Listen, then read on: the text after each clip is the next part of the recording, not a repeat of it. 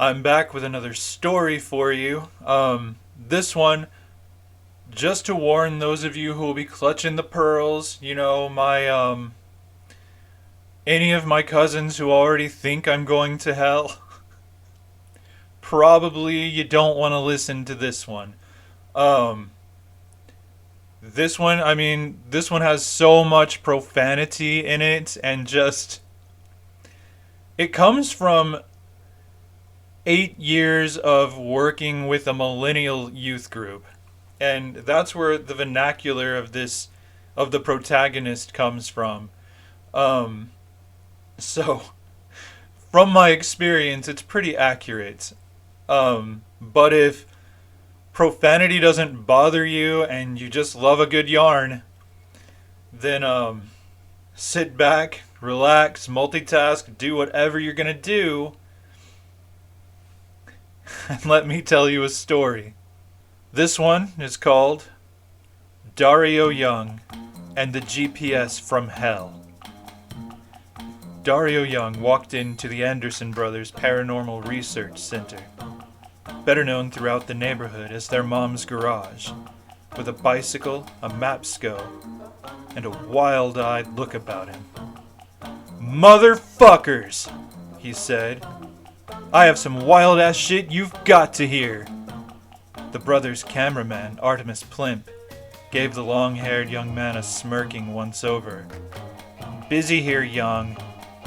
Find someone else to bother with your paranoid delusions." "Fuck you, Pinwheel," Dario said, barely glancing in the other man's direction. "You'll be out of here before I am. These bitches' cameramen always quit." "Don't call me Pinwheel," Artemis whined. "Why do you even call me that?" "'Cause you're a little bitch who spins around in the wind, Pinwheel. That's why," Dario answered. "Actually, Dario," came the voice of the older Anderson brother, Luke. "We're editing the footage from that burned-down hotel in Cali. Kinda busy right now." Dario turned his momentarily full attention on Luke. "You went to fucking Cali when we've got shit gone fucked right here in Nightfire?" "Yeah," said the younger Anderson, 14-year-old Jasper. "Someone gave us a lead.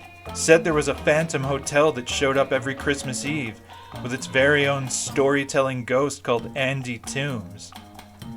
So naturally," added Luke, "we went in the summer because, for one, it's fucking California, and for another, I was between semesters at the community college, and I thought it might be fun to get some readings of the area when it's less active. For later comparison.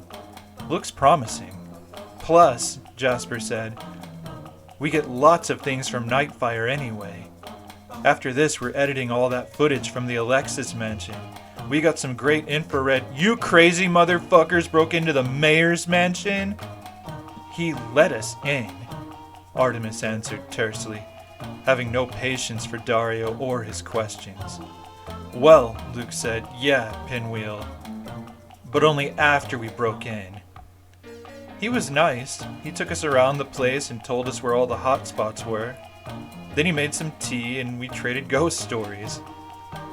His wife was totally cool with it too. And we got some amazing shit. I'm glad I voted for him." He shrugged with a grin. "Even if it was only in the mock election at Nightfire High.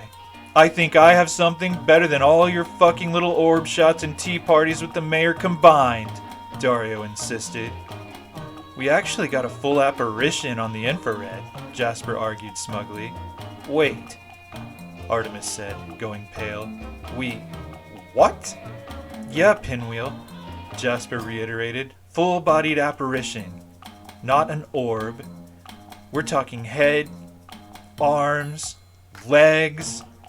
Get the fuck out." "Motherfucker! I'm trying to tell you I can top that!" Dario held up the thick, spiral-bound book in his hand. "Do you know what this is?" "It looks like a mapsco," observed Artemis condescendingly. "Who the fuck rides around on a bike with a mapsco?" "I do, you fucking Pinwheel." "Where's your car?" Luke asked, still absorbed in his video editing. "I no longer have a car," Brothers Anderson. It has been fucked. Fucked? Artemis scoffed. Yes, said Dario. Fucked harder than Pinwheel gets at his uncle's house over spring break. God damn it, stop calling me Pinwheel. And you think the circumstances of this car fucking would be of interest to us? Luke asked, ignoring the videographer. Right, Dario agreed, nodding his head with certainty. Because the thing by which my wheels were fucked was a deranged entity right out of hell. Luke turned around in his chair, facing Dario at last. I'm listening. He noted the book. And why are you carrying a Mapsco? Where did you even find that thing? What's a Mapsco? Jasper asked. It's like a GPS for old people, Jazz, his older brother answered. Oh. Jasper nodded. I get it. But he didn't. It was honestly beyond him how a book could give anyone directions while they were driving. Yeah, Dario said agitatedly. But this kind of GPS doesn't try to fucking kill you. Alright. You've got us curious, Luke said. Let's have it. What happened? You're not seriously... Shut up, Pinwheel, Luke said sharply. Go ahead, Dario. So, your GPS tried to kill you? He waited for Dario to pick up the strand. Yes, it did, my friends. That motherfucking robot tried to do me in, as it had so many others in its path. Well, probably. At least it killed my Aunt Snowy. Barbie Snow died in a car crash, Artemis corrected. Yeah, Dario said. Duh. Pinwheel, Luke said warningly. Fucking hell! My name isn't Pinwheel! Jasper shrugged, his arms folded across his chest. Well, that's what Luke had me put on the credits of the YouTube vids. He what? Luke! Luke put a finger to his mouth and glared at Pinwheel. Shh! He held out a hand towards their guest. Dario, proceed. And so I shall, Dario pronounced. Well, where shall I begin? It was the best of times, it was the worst of times. Dickens, Luke said flatly. Yeah, Dickens. That bitch knows how to tell a tale. I've read The Old Curiosity Shop 9 times, and I still sobbed like a bitch when Little Nell... Right, Luke said, cutting off the otherwise inevitable tangent. Now come back. You had an encounter with a homicidal GPS? Right. So, here we go. It happened like this. So as you gentlemen all well know, my dearly beloved Aunt Snowy died 3 months ago in an insane way, driving right off an overpass in Dallas. Now why the fuck would a sane woman do such a thing? I'll tell you, gentlemen, I learned the hard way why. It's because she believed in her technology. We're talking blind faith. And here's how I know. Aunt Snowy was the very relation who introduced me to reading and helped me to become the right cultured motherfucker who stands before you today. She read to me when I was a kid, bought me books, took me to poetry readings and shit. She was the best aunt ever. But she loved sci-fi a little too much. Got way too excited about technological innovations. Like her fucking GPS. She just never thought about directions again once she plugged that bitch in. So as it turns out, having no children of her own, she left all of her worldly treasures to her sister's kid, me. And those treasures consisted of a Kindle Paperwhite loaded to capacity with fine literary badassery, her PlayStation 4, some sort of fucking laser pin thing, and the very hellspawn GPS of which I've come to profess. To tell you the truth, I was so overwhelmed with fucking grief over Aunt Snowy's odd demise that I left all that shit in boxes for months. Then the spring semester ended at NCC and my mind was left idle. Not wanting to snort coke like Sherlock Holmes, I decided to break open the boxes and find that Kindle. and thus I immersed myself in the aforementioned literary badassery until one day my mom was all, "Dario, you lazy bitch ass, go to the store and get me some fucking beers. And pick up some cigarettes so I can die from throat cancer and shit. And get me some butter. And go to your grandmother's storage unit and bring me back her unicycle so that I can put it by the couch and make it look like I don't just fucking sit around and drink and smoke and stew in my own farts all day." And I was all, I don't know how the fuck to get to grandma's storage unit. So mom was all, "Why don't you get that fucking GPS out of all the shit my sister left you, and not me because you're awesome and I suck goat-ass nightly, and put it in the fucking car I only bought you to do tasks for me in?" So I was like, "Shit, fine, fuck." And I unpacked the GPS and plugged it into my car. Mom handed me the address on a little scrap of paper and said, "Hurry the fuck up, asshole." Then she went back inside to suck the tobacco out from underneath her fingernails until I brought her back some proper death sticks. So I started driving down the fucking road, and I decided to test that shit. I plugged the address into the GPS, and it had this smooth, manly voice and shit, and was all like, "Turn left." So I fucking did. Things went well at first, and we got to the smelly old storage unit.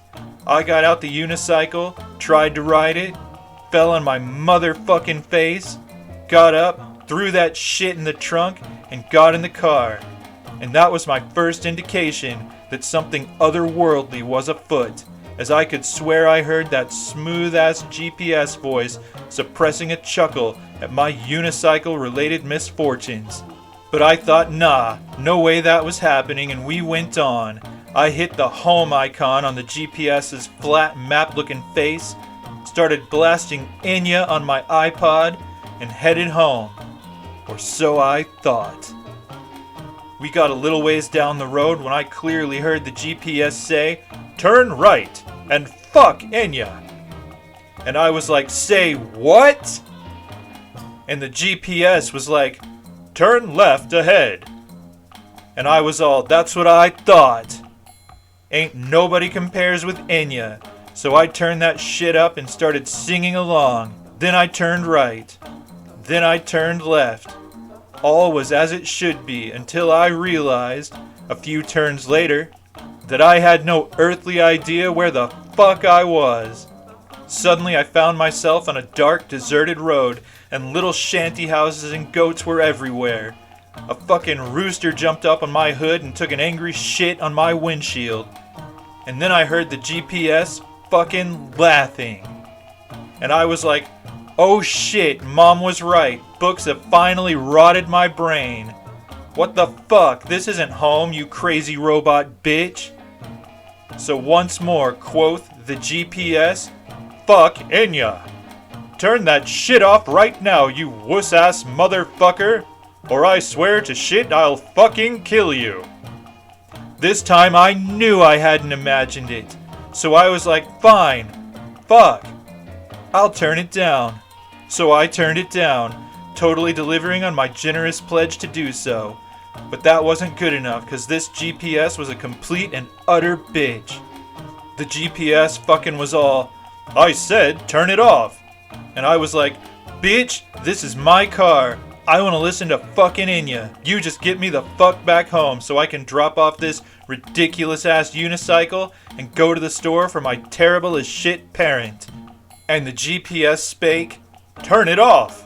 Then just started growling and shit like fucking The Exorcist and the like. So I said, well, fuck. And the GPS suddenly got quiet, and only Enya could be heard throughout the now peaceful vehicle as we drove on.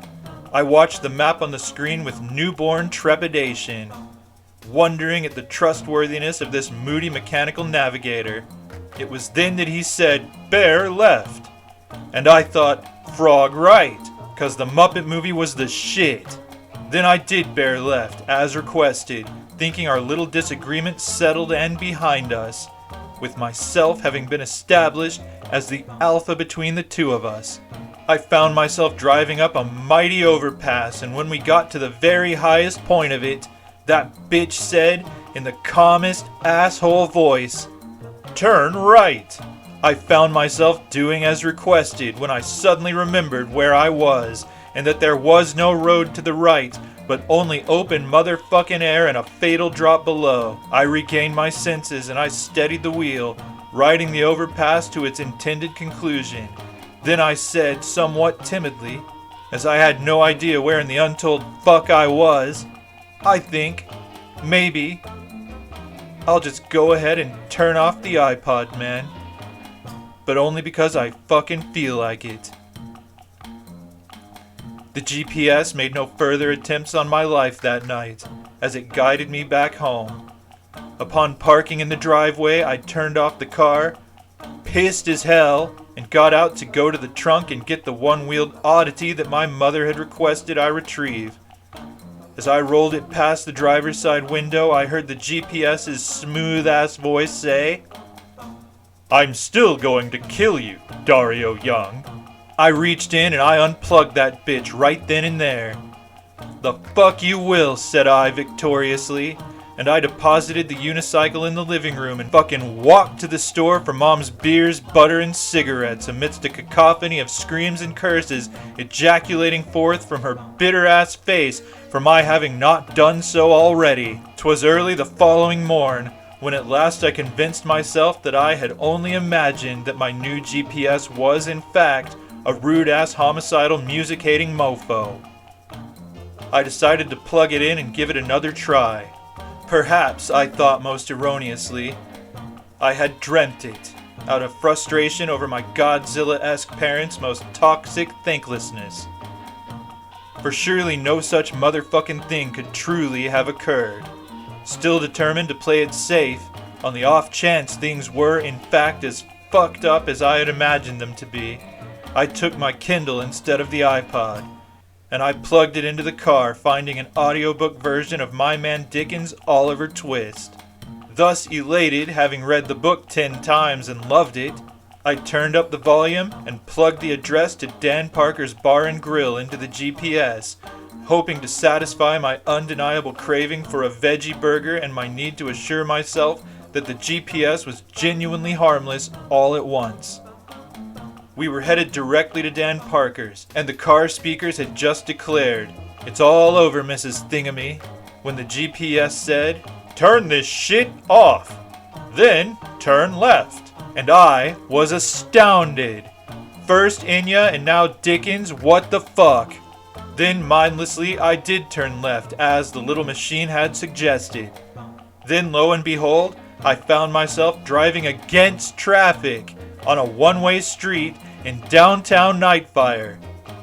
I avoided each car in turn up on the sidewalk, nearly running over hapless motherfucking pedestrians, then back in the street, trying to find an opening to turn my shit around. All the while, the sinister GPS was laughing in a godless manner and said shit such as, "Die, you poser-ass little bitch! What kind of fucking tit brain listens to audiobooks anyway? Die! Die! Hail Satan!" So not at all surprised that the little bitch bot openly served Satan, I managed to get in line with traffic, hearing many horn honks and obscenities being hurled in my now right direction. And I ignored the GPS, which kept calmly suggesting, "Turn around when possible," all the way to Dan Parker's, where I firstly marched to the bathroom and took a mighty, fear-induced piss, then went to the counter, ordered a veggie burger and fries, and inhaled them like a fucking vacuum before the bartender's very eyes.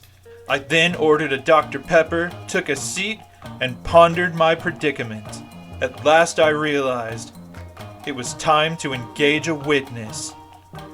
I bravely turned to the car, unplugged the surely goddamn GPS, and drove to Bertrand Fink's highly unorganized video store, or as Fink the Elder calls it publicly, Fink's Video. I got out of the car, and before I closed the door, I could swear I heard that motherfucking robot mumble under its not actually breathing breath, "You're gonna die, you cock-gobbling fucktard."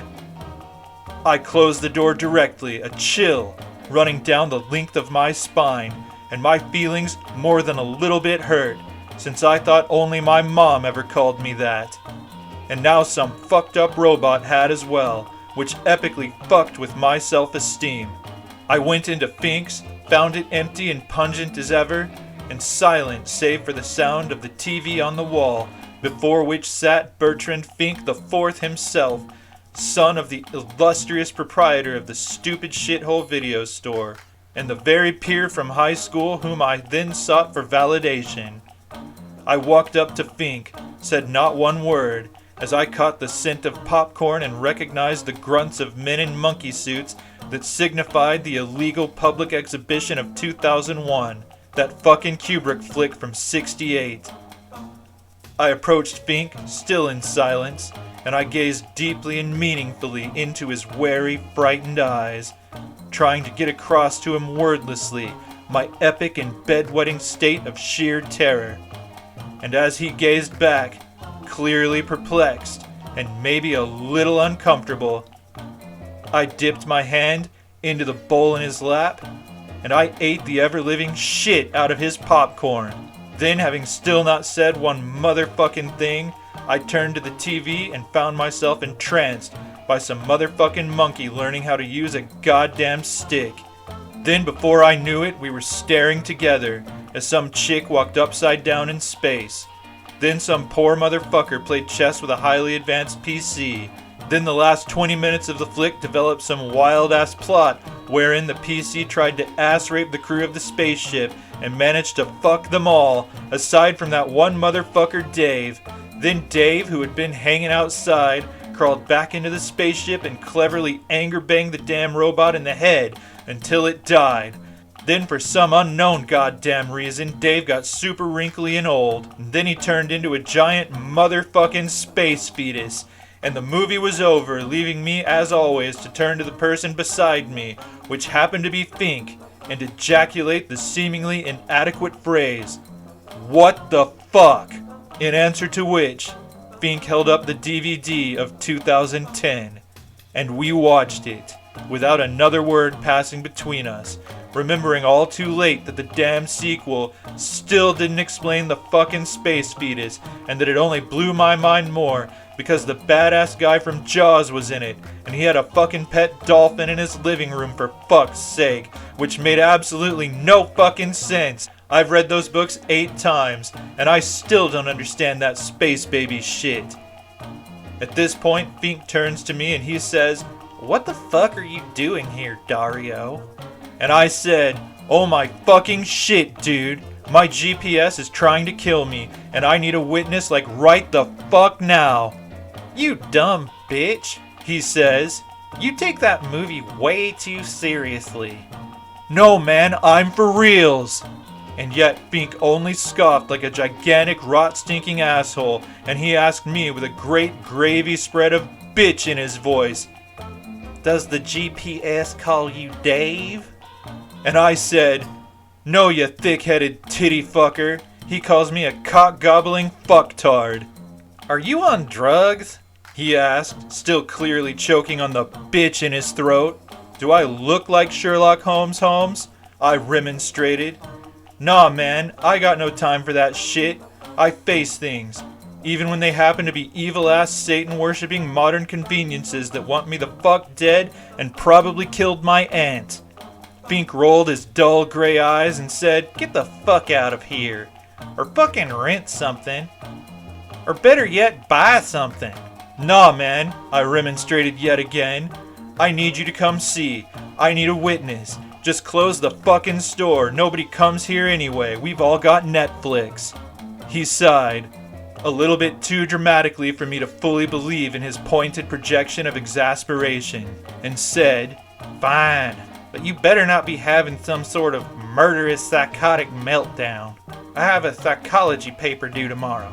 And thus Fink closed the store, and we ventured on over to my likely completely cursed car just as the sun finished setting on the motherfucking horizon. Once inside the vehicle, I started her up, plugged in the GPS, and said to Fink, deadly serious, "Alright, bitch, so where do you want to go?" To which Fink said, "I don't know, Hilltop? What the fuck else is there to do in Nightfire? I nodded, plugged in the coordinates in the evil contraption, where it rested in seeming benevolence on its most certainly hellspawn suction cup stuck to the windshield. Then I said, "Okay, Fink, watch this shit." We drove a little way, nothing out of the ordinary. I plugged in my iPod and turned on some great goddamn glorious Enya. Then Fink said, "What the fuck, man? Are you listening to Enya?" To which I said, "Quiet, bitch." Then adding in a language he could understand, that of vintage Spielberg flicks, "This means something, man. This is important." And for all my trying, that rotund bastard just looked at me like there was something wrong with me. Fuck. Well, then things got goddamned interesting. Suddenly, following the GPS, we found ourselves in the middle of nowhere. Again, I almost ran over a goat, and an angry rooster shat his liquid rage all over my windshield. "Where the fuck are we?" asked that ignorant fuck Fink. I shook my head slowly, meaningfully. "I don't know, man."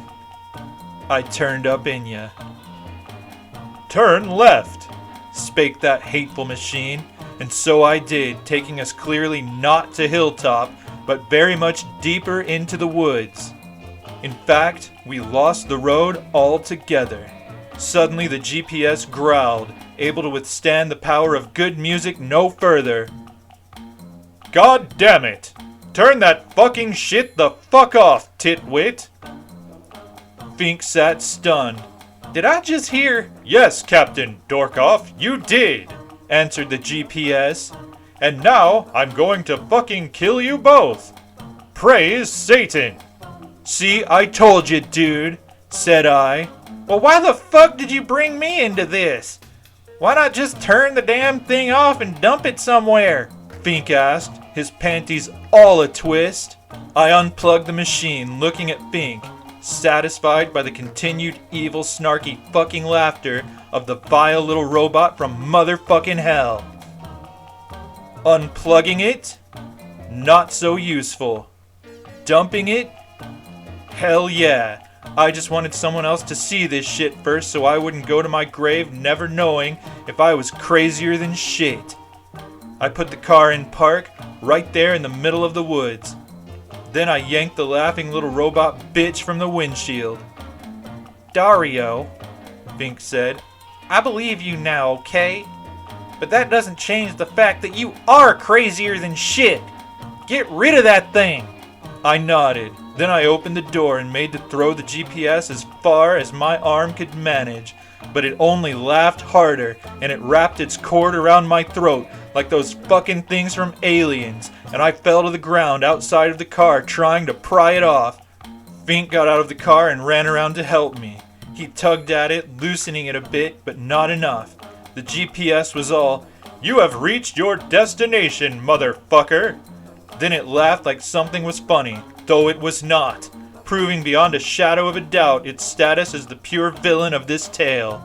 Finally, Fink got out his lighter and put the flame to the little robot nightmare, and that really pissed it the fuck off. It let go of my neck and smacked Fink across the face with its big fat plug.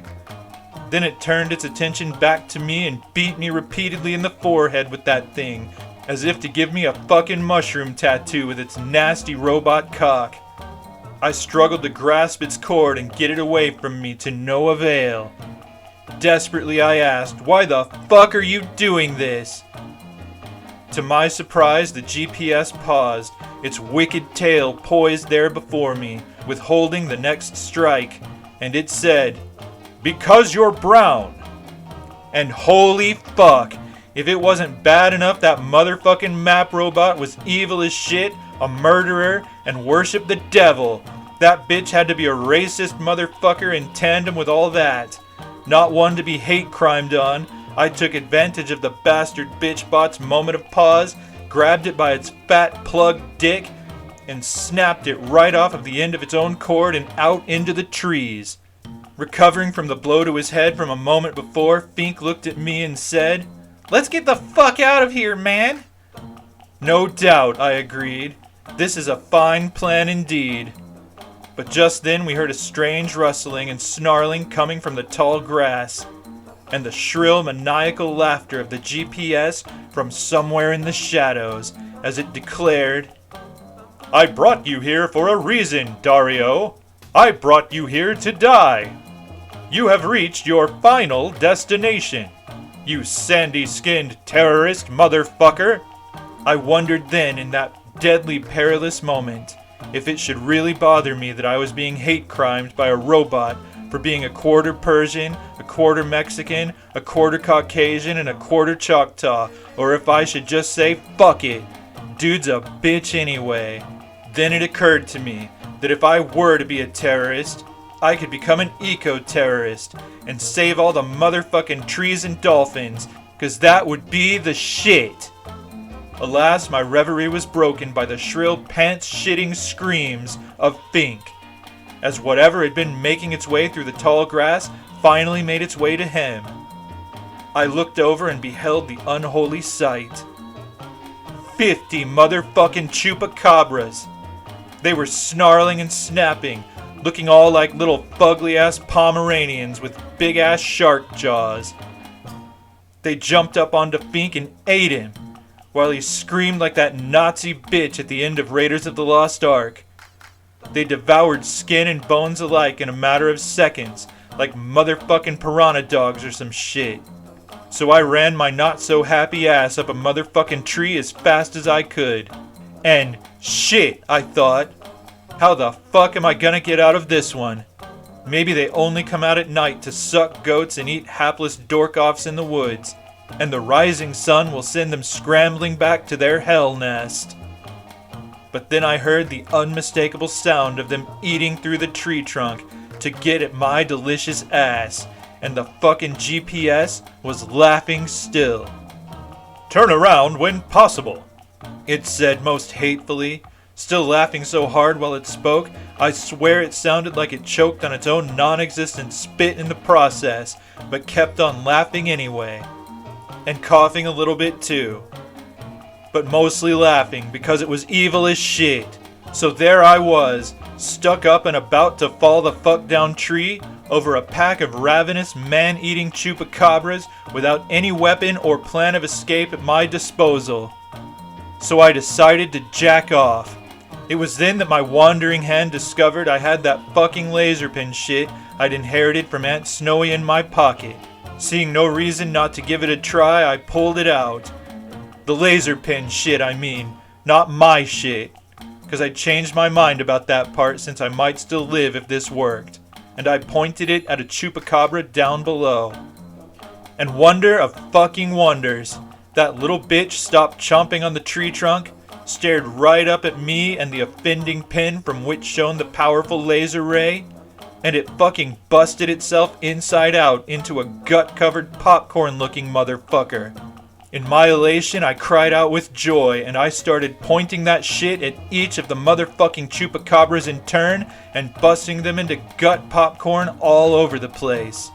Vaguely, I registered the mournful wails of the GPS, wherever it was, as it cried out, "No, no! My children! My beautiful children! Damn you, Dario Jung! Damn you, I say!" But I didn't give a shit, 'cause I was running to my car and getting the fuck out of there. Only, in my haste, I backed it into a motherfucking tree, and the tree fell on top of it, crushing the passenger side, which made me feel better about Fink being all dead and shit, because I guess it would have happened anyway. I heard the GPS laugh again, but continued on in my state of determined non-shit-giving as I ran my ass all the way back home, locked myself in the bathroom, and took the angriest, most monstrously frightened shit of my entire adult life. 2 days later, having become reacquainted with my old bicycle and having acquired a Mapsco, I walked into this fine establishment and I said, "Hey bitches, I've got a ghost and shit for y'all to investigate." At which point, Luke looked at me, askance, wondering why in the fuck I was riding a bicycle. And Jazz thought, "Man, that Dario is fucking sexy. and I really want to fuck his sweet fit ass, so I guess I'll hear him out. And that bitch Pinwheel was all just like in his head. I wonder what they'd think now if they knew that I was a madman. If only they knew. I will go from here to the home of my grandmother, who's been dead for a month, but I haven't told anybody 'cause I like the stink of her rancid dead body. And I'm gonna put on her underwear and slide around her house in the dark like a fucked up pervert snake. And then I'm gonna make out with a wooden mallet, shove that fucking mallet up my ass, and then beat mice to death in Grandma's workshop with my motherfucking face. If only they knew. If only they could see it. I am mad, and I alone know my terrible madman's secret fucking shame. Artemis interjected. Dario, what the fuck? Not that you had me going for even a second with that bullshit story. But even if you had, you would have blown it by trying to make up what other people were thinking at the end of what I'd call an extraordinarily fucked up first-person narrative. How's that? Dario asked. Because, how could you have possibly known what we were thinking? Aha! Dario pointed to the disgruntled cameraman. You admit that I knew what you were thinking. No, I'm just saying it was a first-person narrative.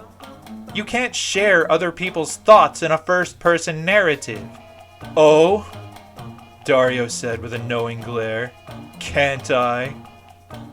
No! Spat Pinwheel. You can't! Whatever, I stole that whole what if they knew I were a madman shit from my man Chuck Dickens anyway. That shit's Pickwickian, bitches. So, he turned to Luke and Jasper. That should give you guys plenty to investigate. I look forward to seeing the vids. Luke and Jasper stared at Dario, similarly slack-jawed in a way that showed both their relation and their dismay. Jasper looked at his older brother, wide-eyed, and offered a full-body shrug of perplexity. Luke finally said to their guest, Dario, in all the years that we've been doing this YouTube gig, that is the single most fucked up story that I have ever heard. Damn right, bro, Dario offered proudly. That shit's paranormal gold. He winked. You're welcome to it. I don't want the obvious fame and fortune that come with this discovery. I just want my story to be told so that people will learn about some evil shit and Fink will not have died in vain. Fink's not dead, the cameraman said bitterly. Oh yeah? Dario asked. Then why hasn't the video store been open for the past 2 days? I don't know, Artemis shrugged hatefully. Netflix? Tell yourself what you need to in order to sleep at night, Pinwheel. But I'm telling you, that motherfucking abomination of modern technology is still out there in the forest somewhere. Possessed and shit, and ready to kill. And the sooner you guys prove it, and bring its reign of unholy terror to an end, the better.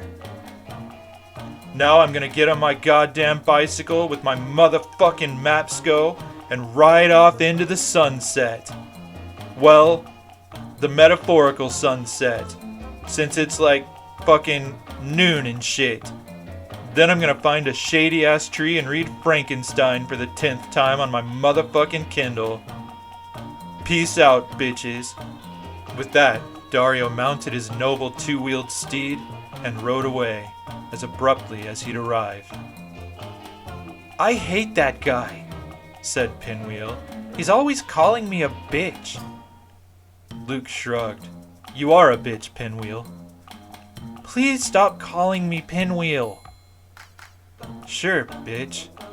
The cameraman hung his head in exasperation. So, Jasper asked his brother, are we going to investigate Dario's story? Luke considered for a moment, not at all seriously on any level, then answered, Fuck no. Do you think Dario's really read Dickens? Jasper asked. Luke considered, seriously this time. I don't know, Jazz. The thing is, I actually caught all the references. I even knew the scene he was raping when he was narrating Pinwheel's hopefully made-up thoughts. It was from the Pickwick Papers, like he said. But in the actual book, there was no grandma panty-wearing, no mallets, and there were no mice involved. I'm afraid it only proves that our friend Dario is a raging pervert. That, he looked meaningful in the direction of the cameraman, or he actually could tell what Pinwheel was thinking. That's it! Pinwheel turned off the camera and handed it to Luke angrily. I quit. I'm out. I fucking hate this ghost shit anyway. Keeps me from sleeping. And if you guys did catch a fucking full-bodied apparition on film, then no fucking way. I'm done. He stormed out of the garage and slammed the door behind him. What a bitch, the brothers said in unison, before breaking into laughter, pointing to each other and shouting, Jinx! So, I guess we need another new cameraman, Jasper said. And are you sure you don't want to investigate this GPS thing, just in case?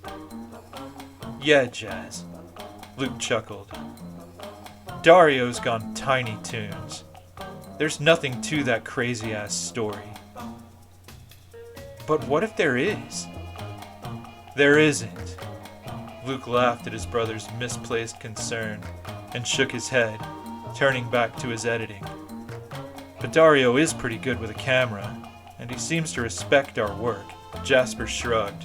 If you want him on the team, you can have him, I guess. But you have to feed him and clean up after him. I will, Mom, I swear. Besides, we've pretty much run through all of the free to barely affordable videographers in Nightfire at this point. Dario's the only one left. Yeah, I guess, Jasper agreed. You know, as long as his hairdryer doesn't kill him or something before you can ask. Luke chuckled again. He'll be fine. I'll call him tomorrow. But you still won't follow up on his story? I said he was a good cameraman, Jazz. That doesn't mean he isn't also a maniac. There's no killer GPS lying in wait for hapless, directionally challenged victims in the forest. As the brothers continued their work in the garage, as Pinwheel angrily went home and watched reruns of insipid 90s sitcoms to forget anything he happened to know about the paranormal, and as Dario Jung sat blissfully beneath a shady tree and read Frankenstein for the 10th time, momentarily shutting out the real world that had caused him so much consternation only days before, a little squirrel scampered past the wreckage of Dario's car in the wood as the decimated vehicle rested and rusted beneath the fallen tree trunk. The squirrel sat up, having heard something strange.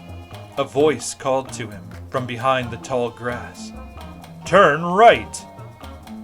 Perhaps only coincidentally, the squirrel did just that, only to have an enormous rock fall from a tree branch, where it had been held aloft by a cord, and crush the squirrel where it stood.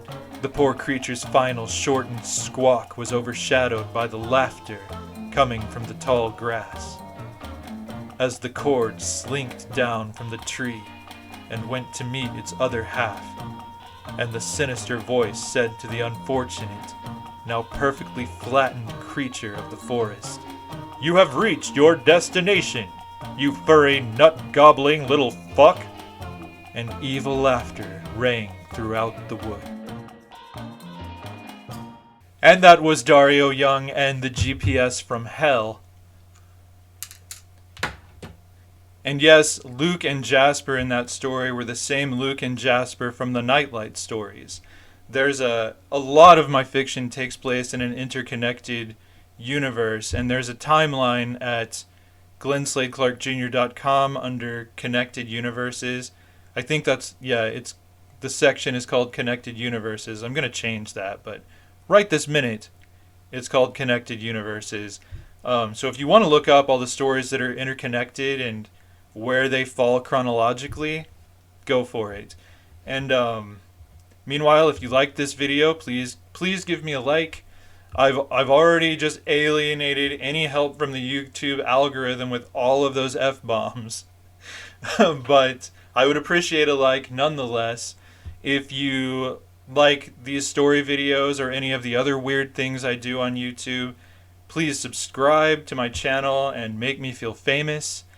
Um, and next time, I'm not sure. I didn't look up what story I'm planning to read next time, but incidentally, I have written a sequel to this story called Dario Jung and the French Fried Werewolf from Hell, which should be coming out next year. Um, and it's equally nuts. But yeah, that's it. That's all I've got for you for now. I will be back with another story soon. So, meanwhile, thank you for listening. Oh, and yeah, if you want to share this story with anyone outside of YouTube, there's a Kindle ebook on Amazon.com. There is a free PDF of this story on my website, glensladeclarkjr.com. And there's also a print edition, a paperback, if you want to hold it in your hand and just enjoy its presence, its comforting presence in your life, like I do, exclusively through a link at glensladeclarkjr.com. You can get a paperback of this. Stick it in somebody's stocking so that they read it and think you're nuts. So that they read it and just say, why? Why did you give me that for Christmas? Anyway, that's all I've got for this video. I hope you enjoyed it, and thank you so much for listening.